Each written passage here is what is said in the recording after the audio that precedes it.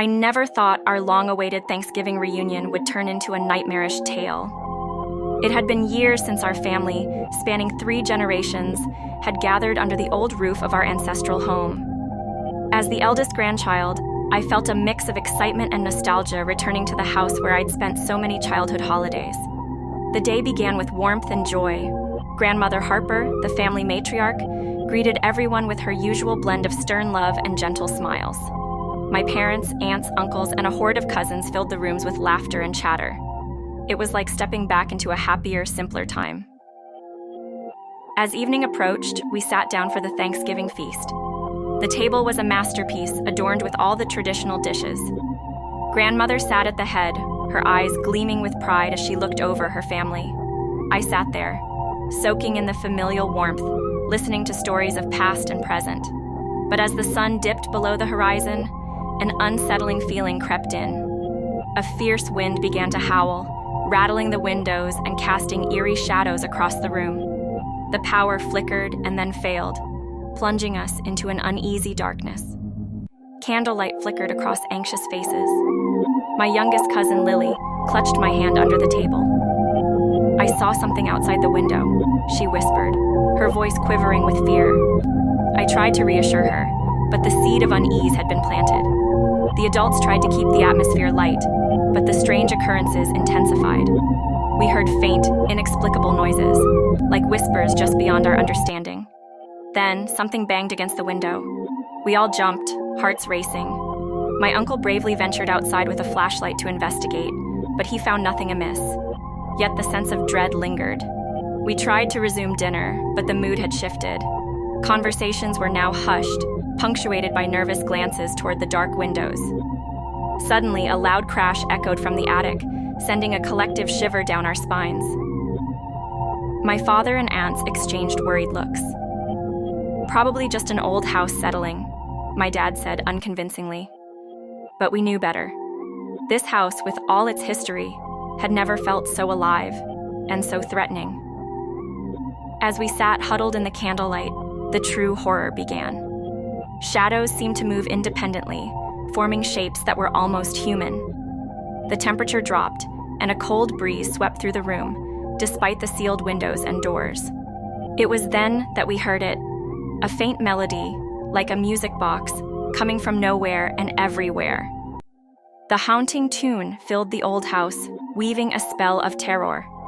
Lily started crying, and my heart raced with an inexplicable fear. We decided to leave, to escape the house that no longer felt like home. But as we gathered our things in a panic, we realized the doors wouldn't open. They were locked from the inside, yet immovable. We were trapped in the house with whatever malevolent force had awakened. The night stretched on, a blur of fear and confusion. We huddled together, praying for dawn. When the first light of morning finally filtered through the curtains, the house had returned to normal. The shadows were gone, the eerie music silenced. We left the house as soon as we could, vowing never to return for another Thanksgiving. The family, once bound by tradition and love, was now fractured by an experience we couldn't explain. The old house remained standing, a silent sentinel to a Thanksgiving reunion that turned into a night of terror. As a seasoned hunter, I've always felt at home in the wilderness. The dense woods of Pennsylvania's Appalachians were my sanctuary, a place where I could track game with the skill and patience taught by my father and his before him. This Thanksgiving, returning to Grandma's house for the family reunion, I decided to revive an old tradition, turkey hunting, in the early hours of the morning. I set out before dawn, the familiar crunch of fallen leaves underfoot, the chill of the autumn air invigorating.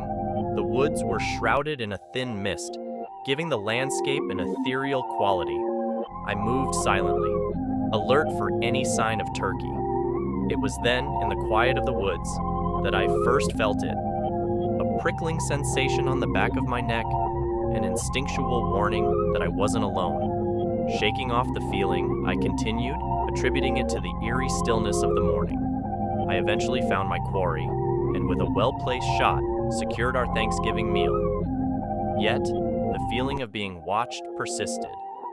On my way back, I noticed something odd. Unfamiliar footprints, partially obscured by fallen leaves, paralleling my own path.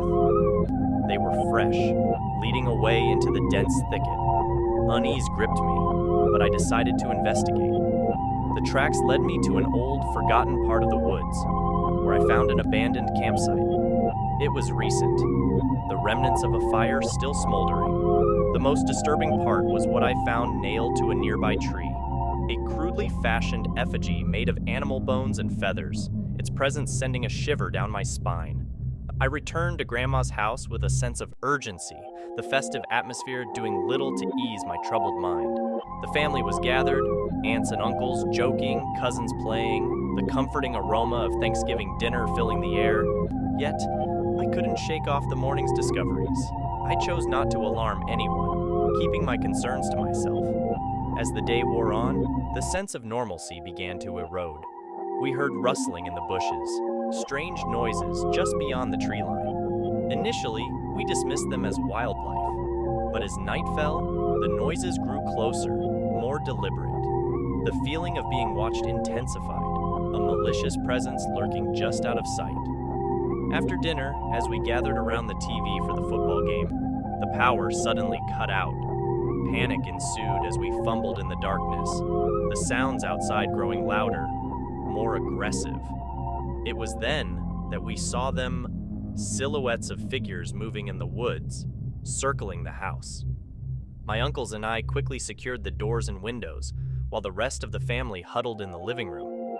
We were trapped, the unknown assailants playing a sinister game of cat and mouse. The realization hit me. Whatever had been in the woods that morning, the creator of the effigy had followed me back. The night was a blur of fear and confusion. We heard whispers, the sound of something scraping against the walls, taunting us. The hours stretched on, every creak and groan of the old house setting our nerves on edge. As dawn broke, the disturbances ceased. We emerged warily, finding strange markings around the house, symbols that mirrored those I had seen on the effigy. It was a chilling message, a warning that we had intruded upon something ancient and malevolent in those woods. We left Grandma's house as soon as we could, the joy of the family reunion overshadowed by the terror of the night. The experience bonded us in a way we never expected, a shared ordeal that would haunt us for years to come. The woods, once a place of solitude and peace for me, now held a sense of dread, a reminder of the unseen dangers that lurk within. Filled with the delightful chaos of cooking and catching up. As the city outside buzzed with its usual energy, our apartment felt like a cozy refuge. The turkey was in the oven, the table set, and the aroma of pumpkin pie filled the air. As we sat down to eat, there was a knock at the door. Puzzled, as we weren't expecting anyone else, I answered it. Standing in the hallway was a man, disheveled and shivering. He claimed his car had broken down and asked if he could use our phone. Feeling a tug of compassion, I let him in. The man was quiet and kept to himself as he waited for the tow truck. There was something off about him, but I brushed it aside, caught up in the spirit of the holiday. After his call, I offered him to join us for dinner, not wanting to send him back into the cold. He accepted with a nod, almost reluctantly. As the evening progressed, the atmosphere changed subtly. The kids became quiet. Uncle Rick's jovial stories trailed off, and my sister shot me worried glances. The stranger hardly spoke, but his presence filled the room, heavy and unyielding. Then, strange things began to happen. We heard noises from the other rooms, thuds and muffled scrapes. Each time I went to check, there was nothing out of place, but the feeling of being watched grew stronger. After dinner, as we gathered in the living room, the man excused himself to use the restroom. That's when I noticed it. My sister's purse was open, and her wallet seemed to be missing. A surge of realization hit me. The man wasn't just a stranded traveler. We quickly gathered the kids and locked ourselves in my bedroom, calling the police.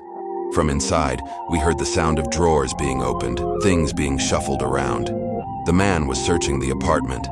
The police arrived quickly, but the man was gone, slipping away into the city's labyrinth with some of our valuables. Shaken, We surveyed the mess he left behind. It wasn't just the loss of belongings that disturbed us, but the invasion of our safety, our sanctuary. That Thanksgiving taught us a harsh lesson about trust and the hidden dangers that can lurk beneath the surface of kindness. The holiday's warmth was overshadowed by a sense of violation and fear. We were thankful for our safety, but the memory of the Uninvited Guest lingered, a reminder that not all who wander into our lives come with good intentions.